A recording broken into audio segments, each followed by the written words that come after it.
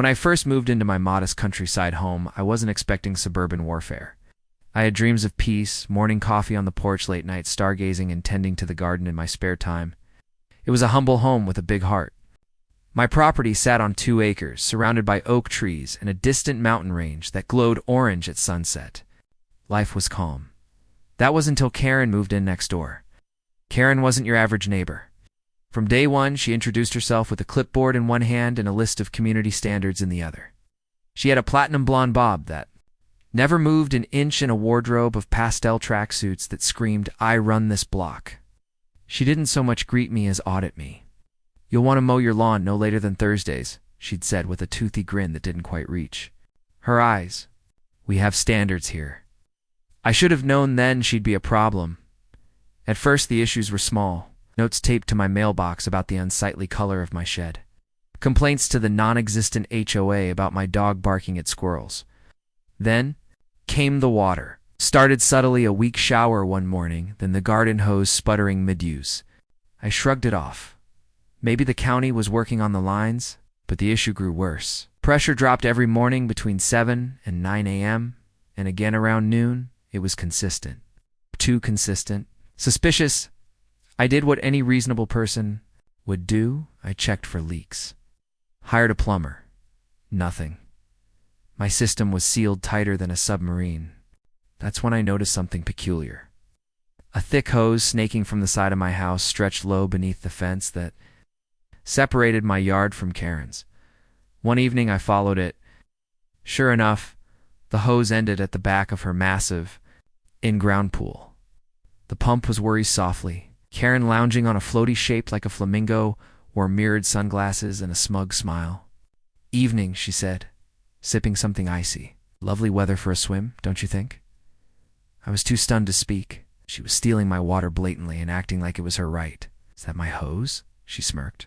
"Oh, that. Yours wasn't being used, was it? I figured you wouldn't mind. Community resources and all." I stood there fuming, unsure if she was joking or delusional. Before I could reply, she waved me off. "You should consider putting in a pool. It does wonders for the property value." I walked away seething. That was the day I decided. If Karen wanted war, she'd get it. The next day, I yanked my hose back and locked the outdoor spigot. Problem solved, so I thought. That night, I heard something clanging outside. I grabbed my flashlight and stepped onto the porch. There under the moonlight was Karen, hunched like a raccoon, fiddling with my spigot using a wrench. "Karen!" I shouted. She jumped, then straightened with a fake gasp. Oh, I thought this was the communal one. There's no such thing. That's my water line. She narrowed her eyes. "I pay taxes just like you. Pay taxes on your house, not my plumbing," I filed. A police report the next day. The officer was polite but skeptical. "Technically, this is a civil matter, unless she causes damage," he said, scratching his chin. "Can you prove she's using your water? She's been filling her pool with it." He nodded sympathetically, but offered little else. So I installed a security camera, then another. By the week's end, I had her on video connecting hoses, turning my spigot, even instructing her teenage son to make it quick before the idiot next door catches on. I printed screenshots. I mailed them to her. I taped one to her mailbox. In return, she mailed me a cease and desist letter signed by her cousin, who apparently was a certified life coach and legal advisor. I laughed. Karen wasn't done. The next week, I found my spigot broken clean off sawed at the pipe base. Water gushed like a geyser. She destroyed it. I installed a new one with a reinforced metal cage and digital lock. In retaliation, she ran an illegal PVC pipe beneath our shared fence. I found it when I mowed over a suspicious mound of dirt slices from the line.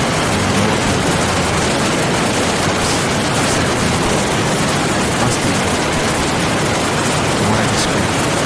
She filed her own police report that day, claiming I vandalized my irrigation system.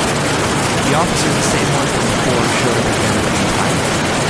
Listen, considered manipulation. She siphoned water. We don't have jurisdiction in the domestic water disputes.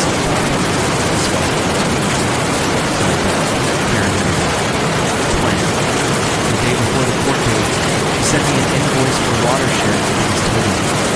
$490. The note read, "Your contribution to Summer Fund is appreciated." That night I wrote a post on the local Facebook group. The post exploded like shares angry. Comments. Turns out I wasn't the only one. 3 other neighbors chimed in. Karen had been tapping all of our homes at one point or another. One even found a splitter duct taped to their faucet. That was the breaking point. With the neighborhood backing me, we formed an unofficial water watch. Every night we rotated shifts watching Karen's property from various angles with night vision. Cameras, walkie-talkies, and even binoculars. It felt ridiculous at first. Grown adults playing detective, but Karen underestimated how far we were willing to go. One evening around midnight, a familiar hiss echoed through my yard. On cue, I slipped into the bushes and turned on the camera. Her son, wearing all black and a ski mask ridiculous in July, was crouched by the base of my home, quietly unscrewing the lock on the cage. "Gotcha," I whispered. He didn't notice me until I was right behind him. He bolted, tripping over the hose, and face-planting into my flower bed. Karen appeared at the fence seconds later. "Stop harassing my family. Stop raising junior criminals." The next day, we turned over all footage to a lawyer friend of mine. Sent a real CI Sandicist letter on actual legal stationery. Karen didn't respond, but her pool suddenly developed a leak. Karma, perhaps. Someone said they saw her trying to plug it with duct tape. Then she did the unthinkable. She tapped into the city fire hydrant. I spotted the red hydrant bubbling one morning and traced a hose running all the way into her backyard. She'd even tried to disguise it with fake bushes. The city did not take that lightly. When they showed up, they fined her $10,000 for illegal tampering and water theft. They capped the hydrant, confiscated her pool equipment, and served her a court date. She accused me of orchestrating a vendetta. She was right. I had, and I wasn't done. I filed my small claims case. With security footage, witness statements, plumbing bills, and months of data, the judge ruled in my favor. She had to pay me $2,136 in damages and was ordered to cease all access to neighboring water sources. She appealed. She lost. But true to form, Karen didn't stop.